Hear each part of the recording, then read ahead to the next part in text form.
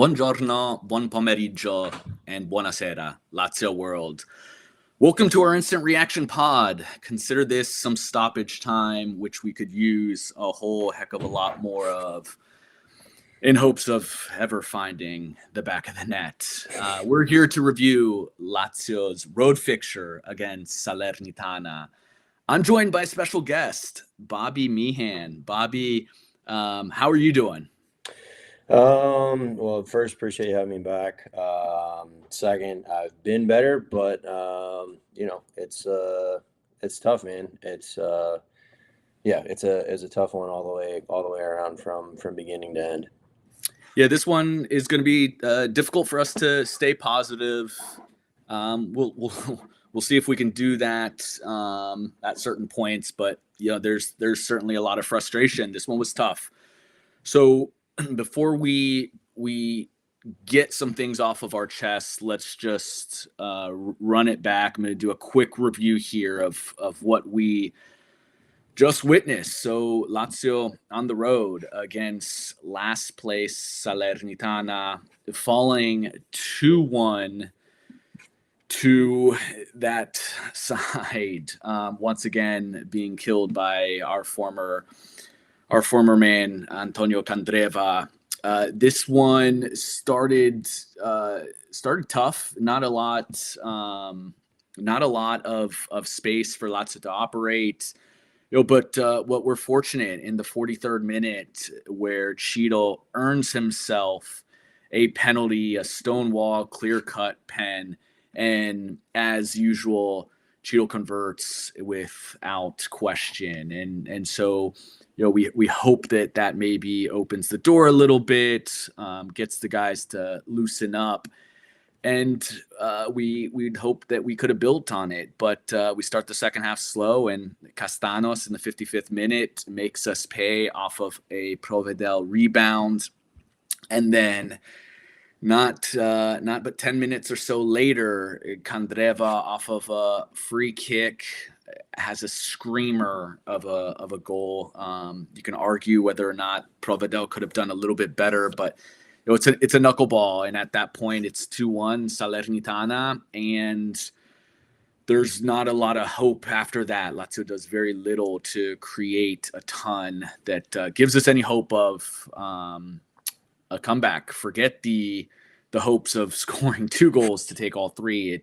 It seemed very unlikely that we would even find one. So the stats for this one, unsurprising, pretty equal. Just when you looked at the match, I didn't think either side was better than the other.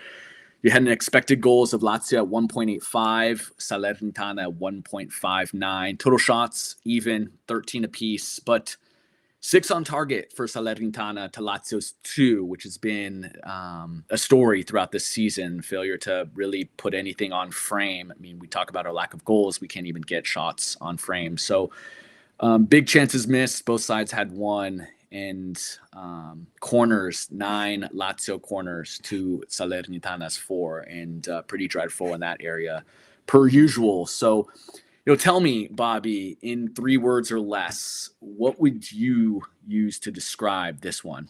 Yeah, for me it was familiar, disappointing, and the third one is kind of hard, but just a lack of creativity, uninventive, I guess is probably what I would say. For you, I mean, you just mentioned the point of trying to, potentially score 2 and get all 3. For me, as soon as the first one went in, you just kind of felt like the second one was looming on the horizon. Yeah, mine was clueless attack. It really, this is now our 4th league match in a row without scoring a goal from run of play. So all of our goals, we had one against Fiorentina late, was a penalty. This one today coming from penalty. Even looking at our Champions League fixtures, it's 1 goal in that one. Yeah. But league play, failure to score goals from run of play. And not just failure to score goals, because it'd be one thing if it was a lack of clinical finishing, but this side is failing to produce. And for me, there doesn't seem to be any ideas. There doesn't seem to be any cohesiveness. We just had a lengthy international break. And my hopes and dreams laid on that we would have some more time on the training pitch, come out a little bit more fluid. I can deal with players not finishing in the final third, but we're just simply not creating anything. Yeah. What do you think's leading to that? What do you think the root issue of that is? I think the biggest thing is in the midfield. There's no creativity. There's no way to be able to link up from defense and attack. I think that we all know that Sarri is going to play a little bit more defensive of a style. So you would anticipate that, you're going to have a good shape, that you're going to be disciplined on defense, but you want to be able to break quickly. But there's just no way to make a quick enough transition at that point for me. Like, I felt like Chiro was pretty much on an island as per usual. No real service into him. The only real like bright spot that I saw out of the midfield for today was Guendouzi, because I mean that kid is fearless for me. Like, he was at least trying to go forward. He was at least trying to take people on one. But I think the biggest thing is just the fact that there's no cohesiveness and there's no creativity in the midfield to even try to generate shots, let alone like put any on frame. Yeah, I mean, lack of creativity is a big one. Obviously, today missing our creative maestro in Luis Alberto, but Luis, myself, and Caleb have been really critical of, because even he has taken a bit of a dip in form and Sure. not been able to create. And I think our transition is pretty spineless. Doesn't put fear in anybody. I think there were a couple moments. I'd say the one thing that we've done fairly well is our press has been strong, and it's created some turnovers. But many times today, when we've had a turnover in dangerous positions, we don't know what to do with it. Yeah. And it's pretty frustrating. I mean, we talk about Cheeto, and I took down the note, and about the 34th minute, there was I saw 2 to 3 defenders just swarming Cheeto, and he's pulling defenders to him, and we can't find the open man. There's Right. no pace in our passes. We're not breaking the lines at all, and so. You mentioned Guendouzi, so let's dive into some players that you thought performed well, and leading into who you think your man of the match was. And I know this is going to be a tough one, because it was a performance pretty underwhelming from all sides of it. But was there a player that you thought stood above the rest? I mean, unfortunately, I think he's been our player of the season so far, and that's Ivan Provedel. Like, I think without him, that's significantly worse of a game. Like, there were a couple like half chances in the first half that he was able to keep out to keep it 0-0 before the pen happened. A couple big saves in the second half too, to try to find it through there. I think that Zakanya had a couple of good like moments for where he was looking on the left, but yeah, for me, like unfortunately, the best player on the field was the one in between the pipes. What was it like for you? And for me, I mean, I think Provedel obviously came up with some big saves. The one that comes to mind was a one-on-one with Candreva in the box. Big save there. Came up with some moments early in the match, but it was really tough to think about a standout player. So, when I'm looking at the players that performed well, and some of the things that I maybe want to see more of, it's players having a little bit of guts, and I don't see that at all. The one that I think, came in off the bench is Isaacson. I think that he was at least trying, like he was throwing balls in the box, he was taking people on, but within 20 minutes of a game, how much can you actually truly impact it, especially when you're chasing it as much as we were? Absolutely. Isaacson comes in the 69th minute, and in minute 70, not even a minute later, he earns a foul. Then 1 minute after that, Isaacson earns a corner. Some miscommunication between him and Guendouzi. Isaacson, taking on a defender, and you see Guendouzi kind of calling for the ball to be played at his feet, and Isaacson just goes for it. But shortly after, 77th minute, Isaacson potentially taken down in the box, no call given.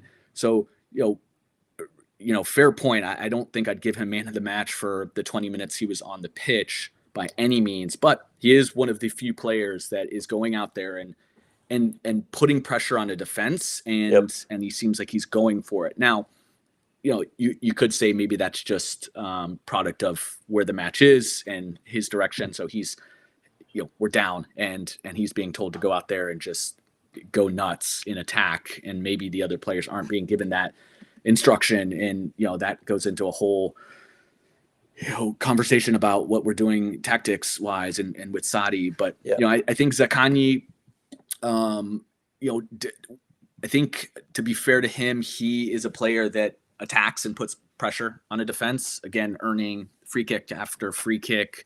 He had a couple times where he does really nice job to turn his defender, and then he's taken some knocks in this one and was already not at 100%, and so now we may lose him for a little bit longer.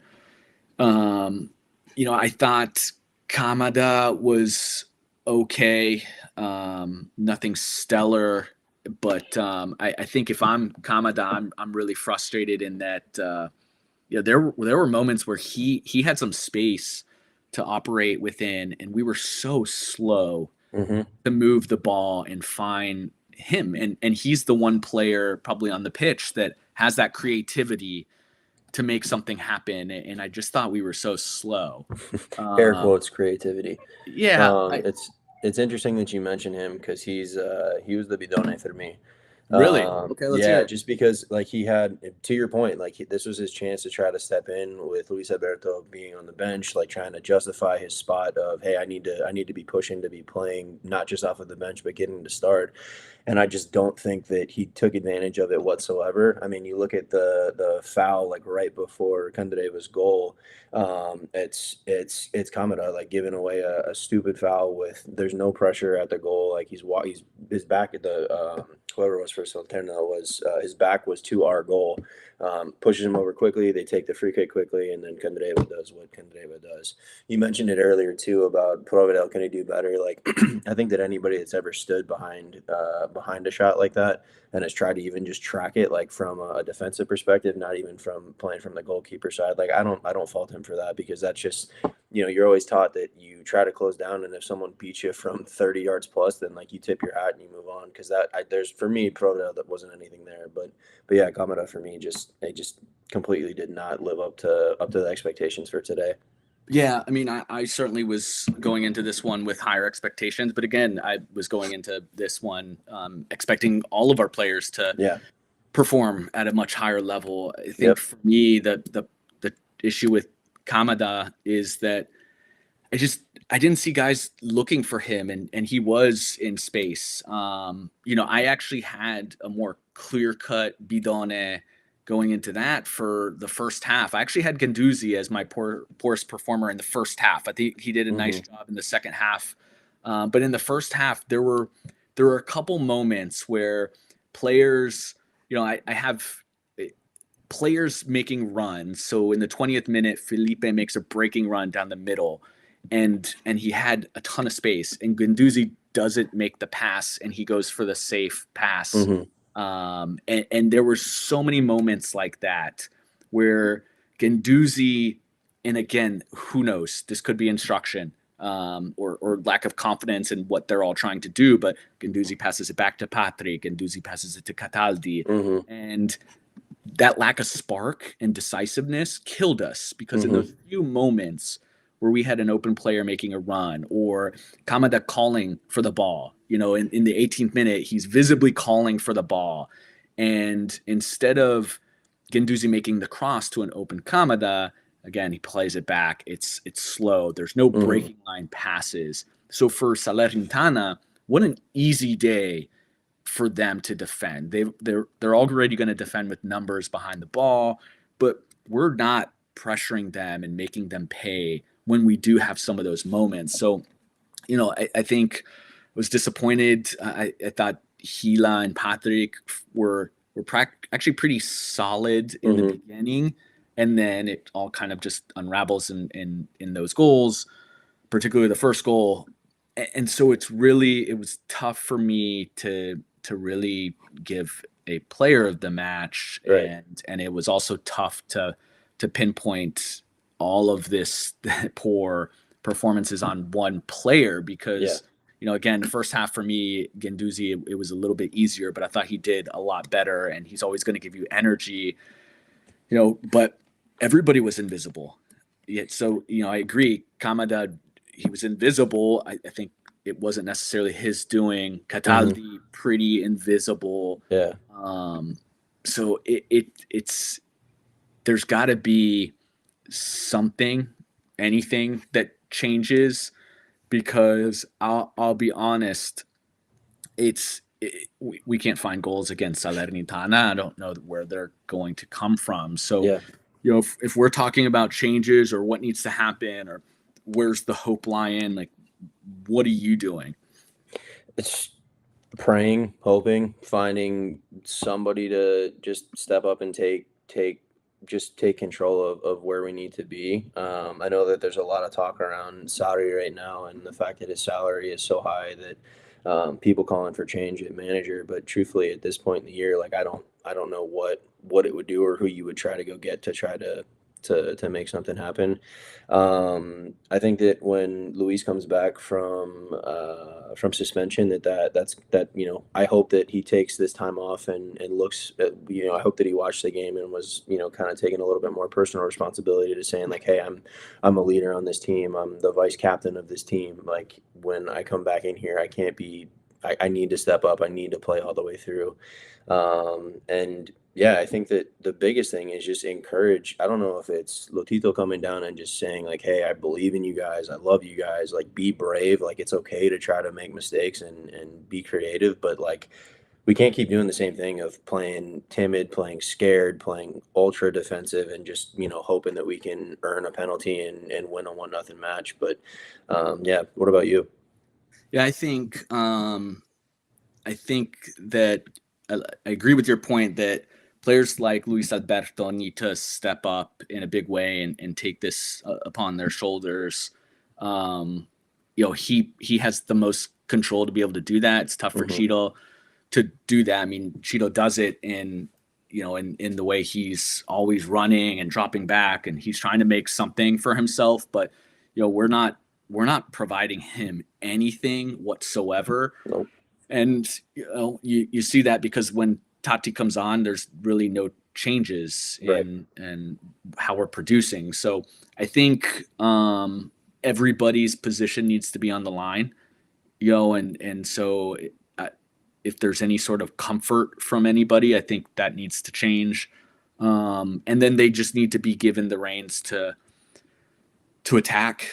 Yeah. I would like to see us maybe go back to a lineup we saw early in the season. I'd like to see Kamada and Luis Alberto on the Hmm. pitch together. I think that's when we produced the most.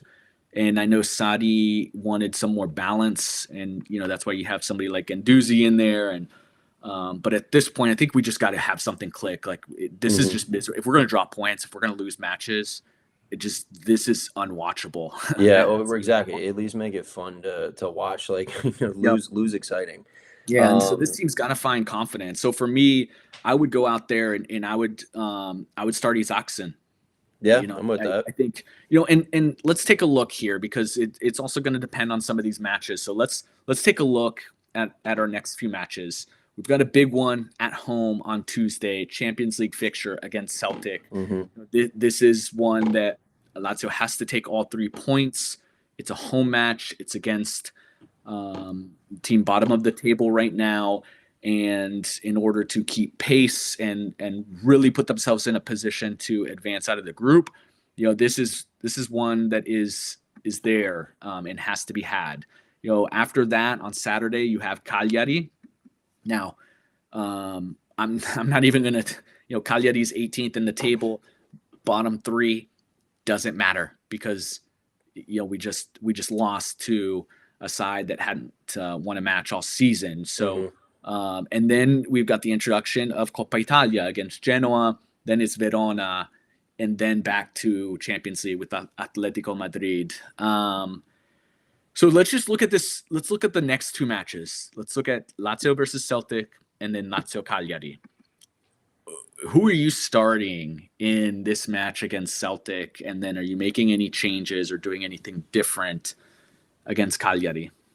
I think that I don't know how much I'm actually going to change because the thing for me, the one thing that's been encouraging this year so far is that it seems like in Champions League and in the league, it's two completely different Lazios. They seem to be playing with a lot more confidence in Champions League. They certainly are making for more exciting type of games. But for me, I don't know if I go altogether too differently of a lineup from here, especially obviously once everybody becomes back available. I think more than anything, it's just the idea of like, hey, we're gonna play attacking. We're gonna go take it to teams.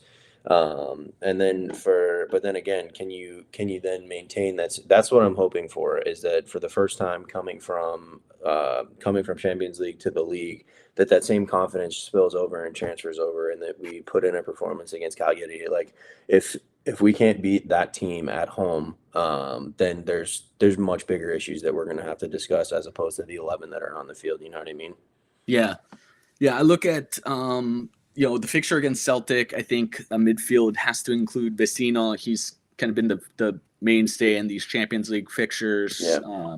He's played incredibly well this season, has a ton of leadership. I think Luis Alberto is back and he's got to be in there. It was Zaccagni. I just don't see a world that he's healthy in time. Yeah. So, up top, it's an interesting one because you either go Pedro. Yeah, I think so. You probably go Pedro there, and then you keep Felipe Anderson, and then I might also be tempted to throw Isaacson out wide and just see if he can like give it a So run. I think I would actually go Isaacson. I would give Isaacson the start against Cagliari. So this one I keep Felipe.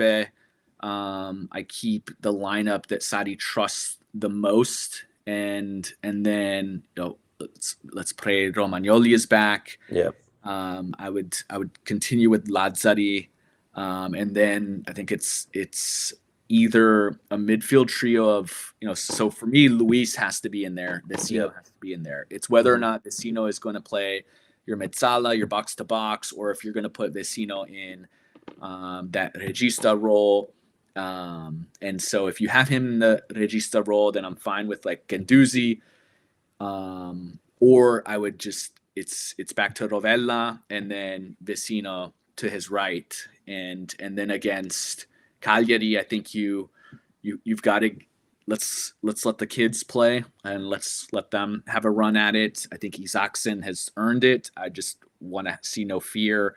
I want to see Rovella in there. I think that one I go with Luis, Rovella, and Gendouzi, and then same back line, assuming everybody's fit. Yeah, I But think the only thing I would that I would think of like keeping still a very strong side for the game against Calgary is that if they do play well on at midweek against Celtic, then like you want to keep them in a groove, like you yeah, want to keep them like finding something because for the past 4 or 5 games there hasn't been much of anything to really celebrate about. So what I would hate to see happen is them play really well, them win like I hope that they do, and then too much like wholesale changes of letting like of disrupting a little bit of the chemistry because I'm with you that we do need to see the kids play. We do need to see like who's next. The squad isn't getting any younger as we are right now.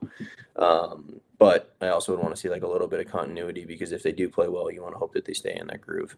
yeah, for sure. And I think that's where our back line is consistent, and two of our three attackers remain the same, Yeah. and then it's still Luis and Rovella. It's just whether or not Gendouzi gets in there or Right. Vecino.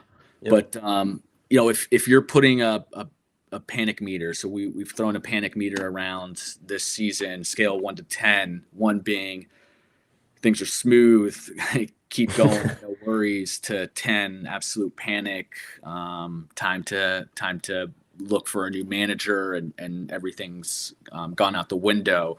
Where do you stand on a rating of 1 to 10?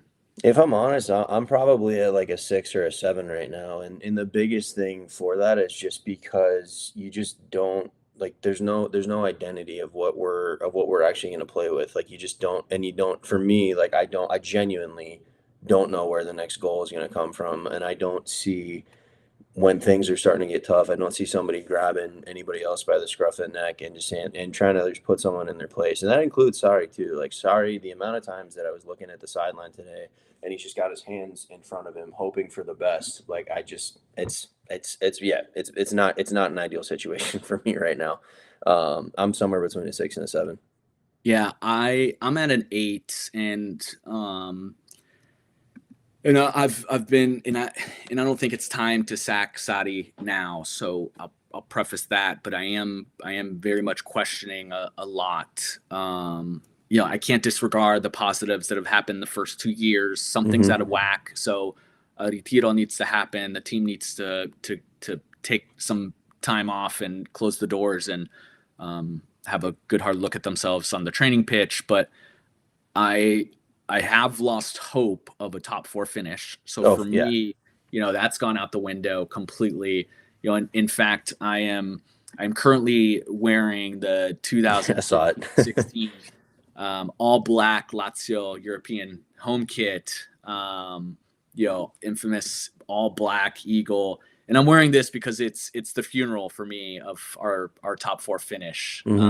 I really think it's out of reach. I thought and told everybody on this podcast that these next 3 matches, including the Salernitana, Cagliari, and Verona, it was 9 points or bust. And we were positioned really well coming out of international break against these opponents to get ourselves in a rhythm. And look, I never like to say it's completely out of reach because this league is wild and anything can happen. But in terms of my emotional state, I really just think it's out of question, and I'm no longer in that mind. It's let's maybe get ourselves in European play and even just Europa, but really disappointing because in order for us to take a big step forward as a club, and to take that next step into the type of club we want to be, we have to be consistent in our qualification for Champions League. And in the state of this game, and how much of it relies on finances and how little opportunities that we have to generate our own revenue because we don't own our own stadium. We aren't a massive brand. We're not trendsetters in the way that we market globally and take advantage of opportunities. There's not a lot that allows us to generate the revenue it takes to sign players to continue to move forward. And so we rely on Champions League, and we're right now it's incredibly frustrating because it's a side that always is on the fringe. We're always in Europe. Boom, we'll qualify for Champions League. We feel really great about it. We celebrate, and then we flame out and we find ourselves on the outside looking in for a couple of seasons, and then here we are, we'll make it back. And so I'm tired of that same song and dance. And this year, particularly frustrating because I really thought our transfer window was strong. I see the depth that we have for the first time in a really long time, and it's just not clicking. So, questions of Sadi have to be made. It's tough too because you look at it and granted we're with one more match played, but you're looking at the table, we're 3 and 4 points back of 4th and 5th place at the moment. Obviously, the game between Napoli and Atalanta today is a huge one in terms of where that's going to be.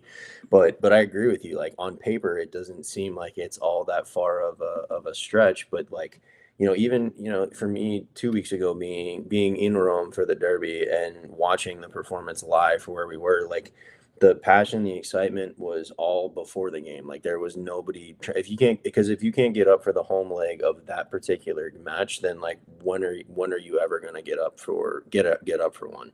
I know that we talked about all that last week, but for me, it's funny to me that we're both in the same position where it feels like it's 40 points away and not 4 from a potential top 4 finish.